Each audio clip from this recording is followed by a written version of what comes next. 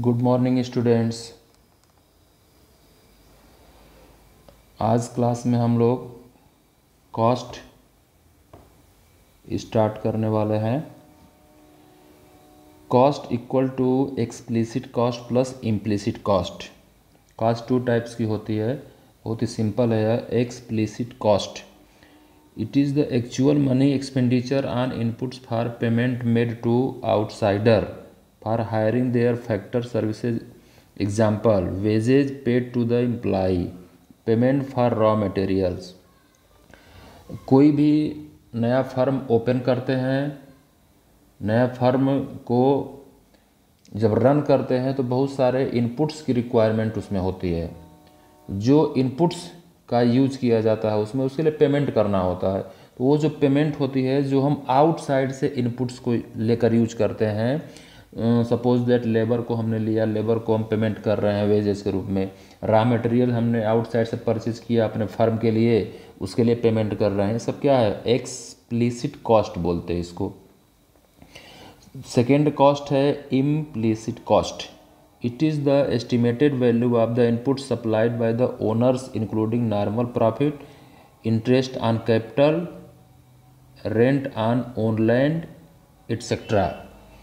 Implicit cost क्या है? बहुत बार जब फर्म कोई ऑपरेट कर रहा है तो वो सपोज दैट लैंड अगर कोई नया कंपनी आपको ओपन करना है तो लैंड परचेस करना पड़ेगा मार्केट से। परचेस करेंगे तो उसके लिए पेमेंट करना होगा, बट वो जो पेमेंट करेंगे वो एक्सप्लिसिट कॉस्ट में आएगा। बट बहुत बार क्या होता है कि जब फर्म ओपन करने कोई जाता है पर्सन, तो उसके बाद अपनी सेल्फ लैंड होती है। तो सेल्फ लैंड जो होगा उसकी इम्प्यूटेड वैल्यू हम इसमें इंक्लूड करेंगे, ये भी कॉस्ट में आएगा। अगर जो फर्म या कंपनी ओपन करने वाला पर्सन है वो लैंड मार्केट से परचेज करता है तो उसके लिए पेमेंट करना होता है, बट यहाँ पर वो सेल्फ लैंड उसके पास है, उसी का यूज कर रहा है फर्म ओपन करने के लिए, तब भी इसकी जो कास्ट है हम उसमें ऐड करेंगे। इसी तरह हम देख सकते हैं कि किसी फर्म को ओपन करने के लिए 10 लाख रुपीज़ की रिक्वायरमेंट है, और 10 लाख रुपीज़ अगर बैंक से हम लोन लेते हैं तो उस पर इंटरेस्ट पे करेंगे। तो बैंक से जब लोन लेंगे, इंटरेस्ट पे करेंगे, तो वह इसमें इंक्लूड होगा एक्सप्लिसिट कॉस्ट में। बट बहुत बार क्या होता है कि फर्म या कोई कंपनी छोटी सी ओपन करने के लिए हमारे पास सेल्फ फंड होता है, सेल्फ हमारे पास मनी होती है। तो जब हम उस 10 लाख मनी को हमारे पास बैंक अकाउंट में है उससे हमने विथड्रॉ किया और उसका यूज किया अपनी फर्म के लिए, तो इस पर जो इंटरेस्ट होगा हमारी सेल्फ मनी है, इस पर भी इंटरेस्ट हम काउंट करके और कॉस्ट में ऐड करेंगे।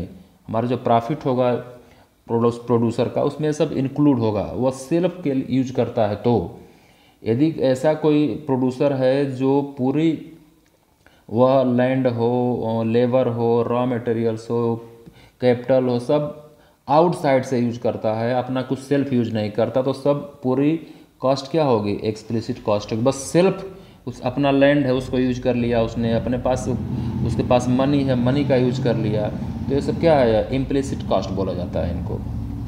Cost function refers to the function relationship between cost and output. इससे पहले हमने प्रोडक्शन फंक्शन देखा था। Production equal to function of, हमने दो इनपुट्स लिया, लेबर एंड कैपिटल। यह क्या प्रोडक्शन फंक्शन है? जो इनपुट्स है इसका यूज करने के बाद प्रोडक्शन पर क्या इफेक्ट आता है, कितना इफेक्ट आता है, यह बताने वाला जो फंक्शन होता है वह प्रोडक्शन फंक्शन होता है। इसी तरह कॉस्ट फंक्शन है। कॉस्ट फंक्शन किससे रिलेटेड है? आउटपुट, प्रोडक्शन से। जितना हम प्रोडक्शन करेंगे, प्रोडक्शन हम इंक्रीज करते हैं, डिक्रीज करते हैं, इंक्रीज डिक्रीज का हमारे कॉस्ट के ऊपर क्या इफेक्ट आता है, यह जो रिलेशनशिप है क्या है? कॉस्ट फंक्शन है। इसमें हम प्रोडक्शन को इंक्रीज करेंगे तो कॉस्ट कितना इंक्रीज होता है, कितना कॉस्ट एक्स्ट्रा हमको वियर करना होता है। प्रोडक्शन को सपोज दैट हम डिक्रीज करते हैं तो कितना कॉस्ट हमारा डाउन हो जाएगा। यही रिलेशनशिप क्या होती है? कॉस्ट फंक्शन होती है। Next, short run cost. अब शॉर्ट टर्म की बात करेंगे, इसमें हम सभी इनपुट्स को चेंज नहीं कर सकते हैं। सब कुछ इनपुट्स को हम चेंज कर सकते हैं, बट कुछ इनपुट्स हमारे लिए फिक्स हैं। तो शॉर्ट रन कॉस्ट जो होगी, टोटल कॉस्ट, शॉर्ट रन की बात कर रहे हैं हम लोग, टाइम हमारे पास कम है, हम सभी इनपुट्स को चेंज नहीं कर सकते। Total cost equal to fix cost plus variable cost. Fix cost और वेरिएबल कॉस्ट का जो टोटल है वही क्या है? Total cost. फिक्स कॉस्ट ऐसी कॉस्ट है जिसको चेंज करना हमारे लिए पॉसिबल नहीं है। सपोज दैट कोई नई फैक्ट्री हमने लगा दी है, मशीनरी परचेज करके लगा दी, तो वो कॉस्ट तो हम बियर करेंगे, हम प्रोडक्शन करें या ना करें। वेरिएबल कॉस्ट क्या है, इसका हम प्रोडक्शन करेंगे तो रॉ मटेरियल का यूज करेंगे, लेबर को हम रखेंगे प्रोडक्शन के लिए, तो ये सब वेरिएबल कॉस्ट है। हम प्रोडक्शन नहीं करेंगे तो वेरिएबल कॉस्ट नहीं होगा, बट फिक्स कॉस्ट होगा। अब हम प्रोडक्शन करें या ना करें, फिक्स कॉस्ट हमको बियर करना होगा। चलिए पहला देखते हैं, टोटल फिक्स कॉस्ट। यह शॉर्ट रन है, शॉर्ट रन में फिक्स कॉस्ट होगा, वेरिएबल कॉस्ट होगा, इसका जो टोटल होगा टोटल कॉस्ट होगा। पहले हम फिक्स कॉस्ट देखेंगे, total fix cost. Fix cost refers to those cost which do not vary directly with the level of output. Fix cost जो है वो लेवल ऑफ आउटपुट के ऊपर कोई इफेक्ट नहीं होता।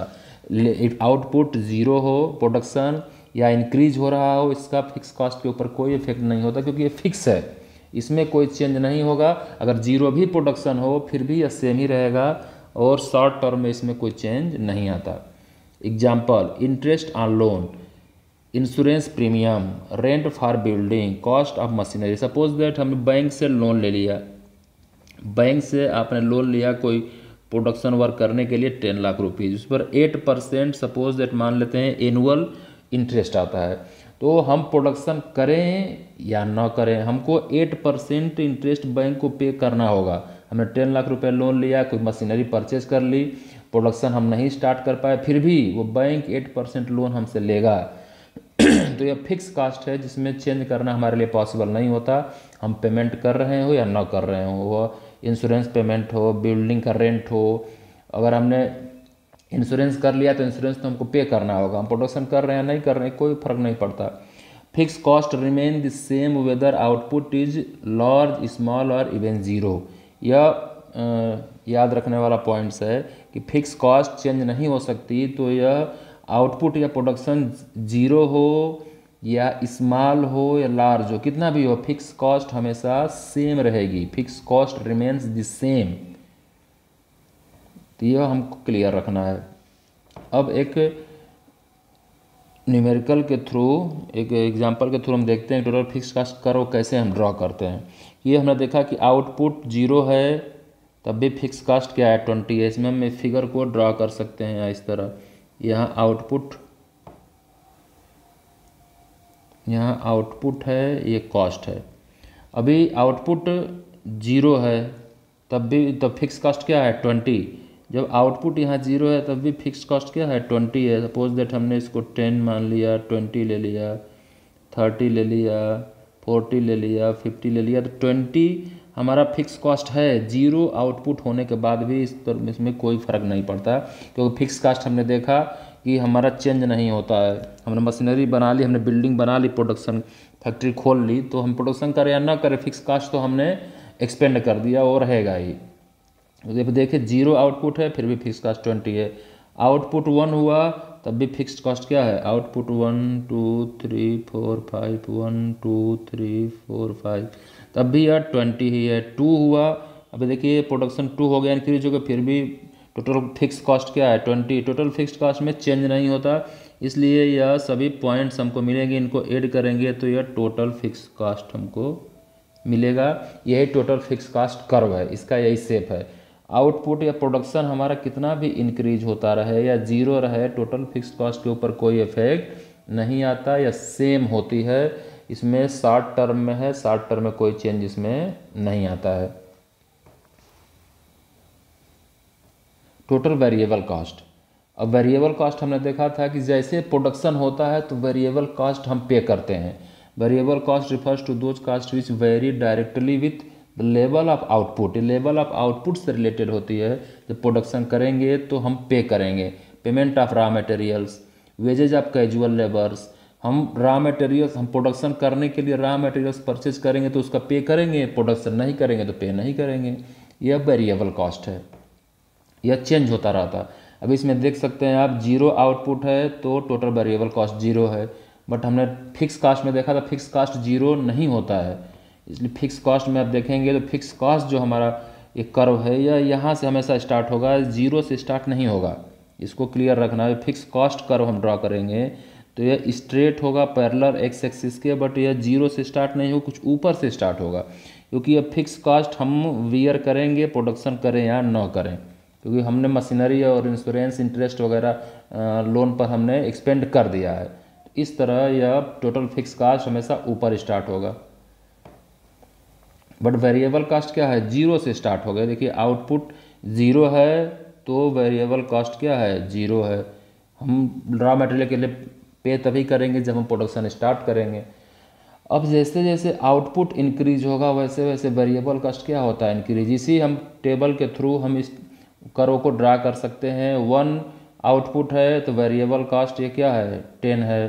2 आउटपुट है वेरिएबल कास्ट है 18। 3 आउटपुट है वेरिएबल कॉस्ट है 24। 4 आउटपुट है वेरिएबल कॉस्ट है 28। इस तरह करके हम ये पॉइंट जब मिलेंगे हमको तो इस पॉइंट को ऐड करेंगे तो हमको जो कर्व मिलेगा वो टोटल वेरिएबल कॉस्ट है।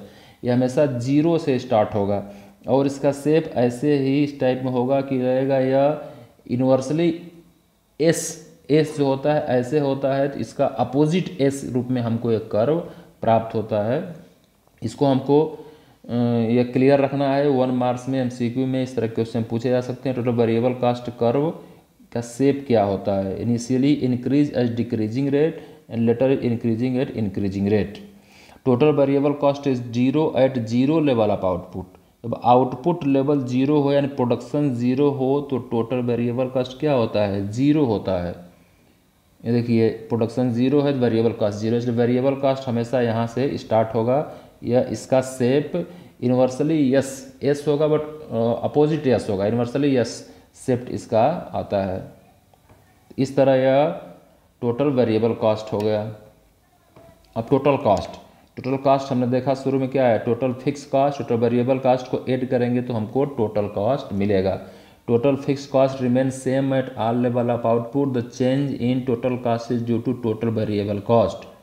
हमने देखा कि total fix cost all production level पर सेम होता है, कोई भी चेंज टोटल फिक्स कॉस्ट में नहीं होता। तो टोटल कॉस्ट में जो चेंज होगा किसके रीजन से होगा, टोटल वेरिएबल कॉस्ट के रीजन से होगा। अब तीनों में रिलेशन देखिए क्या है। हमने देखा कि टोटल फिक्स कॉस्ट हमारा स्टार्ट होता है कुछ ऊपर से स्टार्ट होता है, क्योंकि हमारा प्रोडक्शन जीरो होने के बाद भी टोटल फिक्स कॉस्ट कुछ ना कुछ हमारा होगा। नेक्स्ट टोटल वेरिएबल कॉस्ट हमने देखा है जीरो से स्टार्ट होता है, कि जीरो से स्टार्ट होने का रीज़न यह है कि प्रोडक्शन जीरो है तो वेरिएबल कॉस्ट जीरो होगा। अब टोटल कॉस्ट कहाँ से स्टार्ट होगा, टोटल कॉस्ट हमने देखा कि total fix cost plus total variable cost. But यहाँ देखिए जब यूनिट जीरो प्रोडक्शन हो टोटल फिक्स कॉस्ट फिर भी 20 है, टोटल वेरिएबल कॉस्ट जीरो है, तो टोटल कॉस्ट कितना होगा 20 + 0 = 20 या 20 हो जाएगा। टोटल फिक्स कॉस्ट क्या है 20 है, तो इसका मीनिंग यह है कि ये 20 से स्टार्ट होगा टोटल कॉस्ट। टोटल कॉस्ट यहाँ से स्टार्ट होगा। बट हमने देखा कि टोटल कॉस्ट में जो चेंज है वह वेरिएबल कॉस्ट के कारण है। फिक्स कॉस्ट तो फिक्स है, उसमें कोई चेंज ही नहीं होता। वेरिएबल कॉस्ट जो चेंज होगा उसी से टोटल कॉस्ट चेंज होगा, तो इसका शेप जो है इसी के पैरेलल होगा। टोटल वेरिएबल कॉस्ट के पैरेलल ही टोटल कॉस्ट का शेप होगा। इस तरह यह तीनों कॉस्ट हम एक साथ फिगर में देख सकते हैं, तीनों का रिलेशन। इसको बनाकर हमको प्रैक्टिस करना होगा। या टोटल कॉस्ट थोड़ा सा ऊपर से स्टार्ट होता है, क्योंकि जीरो प्रोडक्शन होने पर भी कुछ ना कुछ कॉस्ट होती है। टोटल वेरिएबल कॉस्ट हमेशा जीरो से स्टार्ट होता है, क्योंकि प्रोडक्शन नहीं है तो वेरिएबल कॉस्ट नहीं है। टोटल कॉस्ट जीरो प्रोडक्शन पर भी जो टोटल फिक्स कॉस्ट 20 है तो टोटल कॉस्ट 20 होगी, इसमें कोई कन्फ्यूजन नहीं है। वेरिएबल कॉस्ट जीरो होगी, बस total cost total fix cost के इक्वल होगी जब जीरो प्रोडक्शन है, तो यह यहाँ से टोटल कॉस्ट स्टार्ट होगी और इसके पैरेलल होगी टोटल फिक्स कॉस्ट के। उसका रीज़न है कि टोटल वेरिएबल कॉस्ट का चेंज से ही टोटल कॉस्ट के ऊपर इफेक्ट आता है। इस तरह यह तीनों के बीच रिलेशन है। Next, the change in total cost is due to total variable cost, total fix cost is constant and all level of output. जो अभी हमने देखा फिगर के थ्रू वही इसमें वही फिगर बताया गया है। ये आउटपुट है, टोटल फिक्स कॉस्ट यहाँ से स्टार्ट होगी, टोटल वेरिएबल कॉस्ट हमेशा 0 पॉइंट से स्टार्ट होता है। टोटल कॉस्ट है टोटल फिक्स्ड कॉस्ट से स्टार्ट होगा और इसके टोटल वेरिएबल कॉस्ट के पैरेलल होगा। टोटल कॉस्ट और टोटल वेरिएबल कॉस्ट दोनों इसके बीच जो एक गैप है ये क्या है, टोटल फिक्स कॉस्ट है, क्योंकि हमने देखा total cost equal to total variable cost plus total fix cost, इसलिए यह जो गैप होगा बीच में टोटल वेरिएबल का टोटल कॉस्ट के बीच, ये टोटल फिक्स कॉस्ट है। इस तरह यह तीनों के बीच रिलेशन है। एवरेज कॉस्ट, एवरेज हमने देखा पहले भी कि एवरेज हम कैसे निकालते हैं, टोटल जो होता है उससे क्वांटिटी से डिवाइड करते हैं तो हमको एवरेज मिलता है, कितने नंबर से डिवाइड करते हैं टोटल को तो एवरेज मिल जाता है। सिंपल जो मैथमेटिक्स है हमारा। अभी एवरेज टोटल कॉस्ट हमने देखा, total cost equal to total fix cost plus total variable cost, short term में हम देख रहे हैं। अभी हम जब एवरेज कॉस्ट देखेंगे तो एवरेज कॉस्ट का भी सेम है, average fix cost plus average variable cost, दोनों तरह के कॉस्ट को ऐड करेंगे तो हमको एवरेज कॉस्ट मिल जाएगी। Average cost equal to average fix cost plus average variable cost. अब एवरेज फिक्स्ड कॉस्ट देखेंगे हम, तो जो एवरेज फिक्स कॉस्ट देखने का मीनिंग है टोटल फिक्स कॉस्ट है उसको हम कितनी क्वांटिटी या कितना प्रोडक्शन हमारा है उससे डिवाइड करेंगे तो हमको एवरेज फिक्स कॉस्ट की वैल्यू मिल जाती है। सिंपल एवरेज जो होता है वही एवरेज है। इसका कर्व कैसे ड्रा करते हैं, यह यूनिट्स है, टोटल फिक्स कॉस्ट है, एवरेज फिक्स कॉस्ट है। टोटल फिक्स कॉस्ट को डिवाइड करेंगे एवरेज क्वांटिटी से तो हम देखेंगे टोटल फिक्स कॉस्ट क्या है, इक्वल होता है, इसमें कोई चेंज नहीं होता है। इसको हम प्रोडक्शन से डिवाइड करेंगे जैसे तो एवरेज फिक्स कॉस्ट क्या होती है, डिक्रीज होती जाती है, क्योंकि यह हमारा प्रोडक्शन तो जैसे जैसे इंक्रीज होगा एवरेज फिक्स कॉस्ट क्या होगी, डिक्रीज होगी, क्योंकि हमारा टोटल फिक्स कॉस्ट तो फिक्स है, इसमें चेंज ही नहीं होता है। इसलिए इसको डिवाइड करेंगे, क्वांटिटी क्या है, इंक्रीज होती जाती है, प्रोडक्शन क्यू हमेशा इंक्रीज होता जाएगा, फिक्स कॉस्ट क्या है, यह फिक्स है, इसमें कोई चेंज नहीं होता है, तो इसकी वैल्यू क्या होगी, डाउन होती जाएगी एवरेज फिक्स कॉस्ट की। यही आपको फिगर में भी दिख रहा है, आउटपुट है यहाँ एवरेज फिक्स कॉस्ट हम कैलकुलेट करते हैं। तो जब हमारा देखिए इसमें पर वन सिंगल यूनिट हमारा प्रोडक्शन है तो 20 एवरेज फिक्स कॉस्ट है 20, देखिए यहाँ पर है तो 20 से स्टार्ट किया है इसको, यहाँ पर 1 है तो यहाँ 2 है तो 10 हो गया, मीन्स क्या हो गया, डाउन हो गया। ऐसे 3 है तो 6.6 है, 4 है तो 20 डिवाइडेड बाई 4 5 हो जाएगा। ऐसे ही 8 है तो 20 डिवाइडेड बाई 8 तो 2.5 हो जाएगा। यह एवरेज फिक्स कॉस्ट फार्मूले के थ्रू हम कैलकुलेट करेंगे। तो एवरेज फिक्स कॉस्ट क्या हमको डाउन होते हुए दिखता है, एवरेज फिक्स कॉस्ट का शेप हमेशा क्या होगा, ऐसे डाउन होते हुए होगा। एवरेज फिक्स कॉस्ट डाउन होता जाएगा, बस इसको एक्स एक्सिस को टच या नहीं करता है। तो दो तरह के फिक्स कॉस्ट देखा हमने देखा टोटल फिक्स कॉस्ट देखा, तो टोटल फिक्स कॉस्ट का शेप हमारा ऐसे होता है। हम एवरेज फिक्स कॉस्ट देखेंगे तो एवरेज फिक्स कॉस्ट क्या है, जैसे जैसे प्रोडक्शन इंक्रीज होता जाएगा या डाउन होता जाता है average fix cost. Total fix cost हमेशा फिक्स होगा या एक्स एक्सिस के पैरेलल होगा, बट जो एवरेज होगा, एवरेज क्या है, टोटल फिक्स कॉस्ट में तो कोई चेंज नहीं है, बट प्रोडक्शन में चेंज हो रहा है, प्रोडक्शन इंक्रीज होगा जैसे जैसे। तो हम सपोज दैट यह है 20, इसको 2 क्वांटिटी है तो हमारी वैल्यू 10 आ गई, प्लस यह 20 इसमें चेंज नहीं है, 4 हो गया क्वांटिटी प्रोडक्शन होके तो यह 5 हो गया। इस तरह क्या होता है, यह डाउन होता रहता है एवरेज फिक्स कॉस्ट। तो ये दो तरह का शेप हमको मिलेगा, टोटल फिक्स कॉस्ट का शेप यह हमारा है और average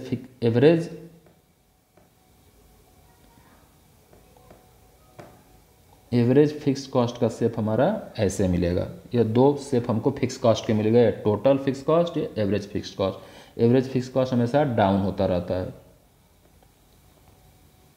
next, average variable cost. Average variable cost equal to क्या है, टोटल जो वेरिएबल कॉस्ट है उसको जितना हमारा क्वांटिटी प्रोडक्शन है उससे डिवाइड करेंगे तो हमको एवरेज वैल्यू मिल जाएगी। इसको हम देख सकते हैं, हमारा प्रोडक्शन 1 है, टोटल वेरिएबल कॉस्ट 10 है, तो यह एवरेज वेरिएबल कॉस्ट 10 है। प्रोडक्शन हमारा इंक्रीज हो रहा है, प्रोडक्शन इंक्रीज हो रहा है तो वेरिएबल कॉस्ट क्या होता है, वेरिएबल कॉस्ट तभी है जब हमारा प्रोडक्शन है, जैसे प्रोडक्शन इंक्रीज होगा वेरिएबल कॉस्ट हमारी इंक्रीज होगी, क्योंकि जो इनपुट्स चेंज हो रहे हैं उनके कास्ट को हम इसमें इंक्लूड कर लेते हैं। जो 9 हो गया डिवाइड करेंगे तो 3 आउटपुट है, वेरिएबल कास्ट 40 है, डिवाइड करेंगे 8 हो गया। इसमें देखिए 10 टू जो वेरिएबल कास्ट है 10 टू 9, 9 टू 8, 8 टू 7, 7 टू 6.4, 6.3। यहाँ तक क्या है, एवरेज वेरिएबल कास्ट तो डाउन हो रहा है, शुरू में डाउन हो रहा है, बट इसके बाद आप देखेंगे तो 6.5, 7.25, 8, 10 क्या हो रहा है, इंक्रीज होना स्टार्ट हो जाता है।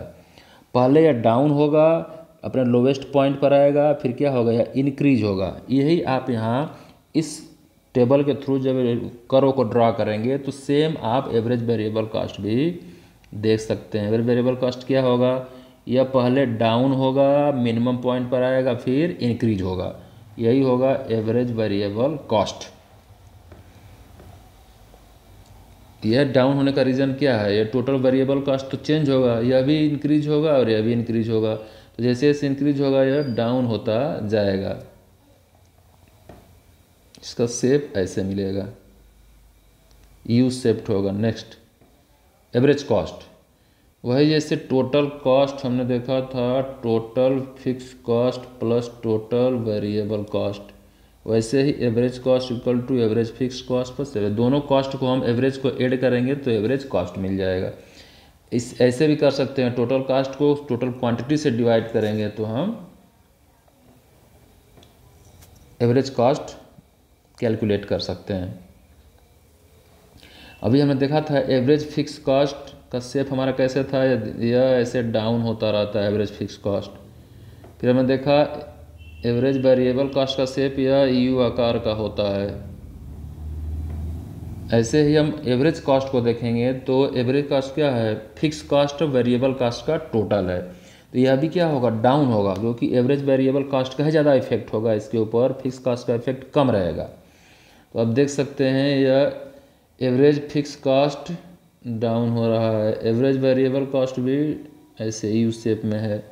यहाँ आप देख सकते हैं कैलकुलेट करके भी टोटल करेंगे तो यह एवरेज कॉस्ट 30, फिर 19, फिर 14.6, फिर 12, फिर 10.4, 9.5, यहाँ तक क्या एवरेज कॉस्ट डाउन होगा, क्योंकि यह एवरेज कॉस्ट तो डाउन हो रहा है, साथ में एवरेज फिक्स कॉस्ट, इसके जो दोनों पार्ट हैं ये दोनों पार्ट क्या हो रहे हैं, डाउन हो रहे हैं। दोनों पार्ट के डाउन होने के कारण यह भी क्या होगा, डाउन ही होगा। बट आफ्टर सम टाइम आप देखेंगे तो यह इंक्रीज होना स्टार्ट हो जाता है एवरेज वेरिएबल कॉस्ट। तो इसका इफेक्ट एवरेज कॉस्ट के ऊपर भी होगा। 9.5 के बाद ये 9.75, 10.2। बट आप यह देख सकते हैं कि एवरेज वेरिएबल कॉस्ट यहीं से इंक्रीज होना स्टार्ट होता है और यह 1 पॉइंट बाद इंक्रीज होना स्टार्ट होता है। इसलिए इसका जो मिनिमम पॉइंट होगा वह कहीं इधर होगा और इसका मिनिमम पॉइंट थोड़ा सा राइट साइड में होगा। एवरेज कॉस्ट का मिनिमम पॉइंट है एवरेज वेरिएबल कॉस्ट के राइट साइड में होगा, क्योंकि इसमें दोनों इंक्लूड है, फिक्स कॉस्ट भी है, वेरिएबल कॉस्ट भी है। वेरिएबल कॉस्ट डाउन हो रहा है, fix cost down, variable cost increase होना स्टार्ट हो जाएगा बाद में मिनिमम पॉइंट पर आने के बाद, बट फिक्स कॉस्ट फिर भी क्या हो रहा है, डाउन ही हो रहा है। तो फिक्स कॉस्ट डाउन होता रहेगा तो इसी का इफेक्ट इसके ऊपर आएगा और यह भी ऐसे डाउन होगा। तो इस तरह का शेप हमको मिलता है। यह एवरेज फिक्स कॉस्ट तो हमने देखा कि यह हमारा डाउन होता रहेगा। अभी जो एवरेज कॉस्ट आप देखेंगे अभी क्या हो रहा है, आप देख सकते हैं, इसको कहीं से भी आप ड्रा कर सकते हैं। एवरेज वेरिएबल कॉस्ट भी डाउन हो रहा है। दोनों जब डाउन हो रहे हैं, दोनों का टोटल एवरेज कॉस्ट क्या है, average fix cost plus average variable cost, दोनों का टोटल ही है। तो ये भी क्या होगा, डाउन होना ही स्टार्ट होगा।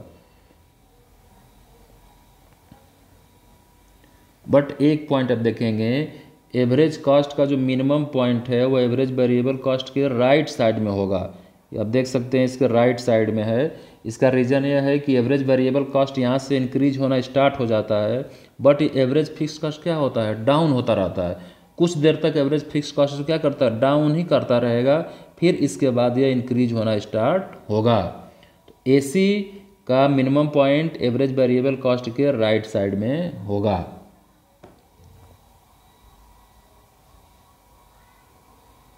यह उसके जो रिलेशन हम लोगों ने देखा AC, ABC, AFC के, फिगर में वही रिलेशनशिप यहाँ पर बताई गई है।